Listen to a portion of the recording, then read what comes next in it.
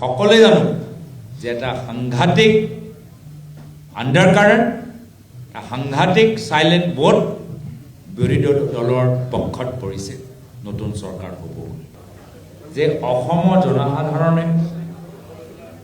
অসমৰ আমাৰ বিভিন্ন স্তৰত কাম কৰা মানুহবোৰে চৰকাৰৰ লগত থকা মানুহবোৰ যিখিনি আমাৰ ব্যৱসায়ীসকল আছে, শ্ৰমিকসকল আছে, খেতিয়কসকল আছে, মহিলাসকল আছে, যুৱকসকল আছে, বিভিন্ন জনগোষ্ঠী জনজাতি,